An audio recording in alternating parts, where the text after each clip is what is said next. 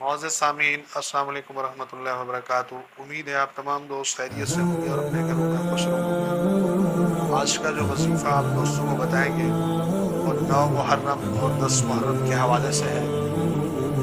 سب سے پہلے آپ نے 9 محرم اور 10 محرم کو روزہ رکھنا ہے۔ روزہ رکھ کر، نماز پڑھ کر، پھر آپ نے سورۃ الکوثر کا عمل پڑھیں۔ کم و بیش اس عمل کو جب آپ پڑھیں گے اس سے بہت نفع ہوگا۔ ہر نماز کے بعد 363 بار پڑھیں، پھر دعا کریں اپنے لیے، اپنے معاملات کے لیے۔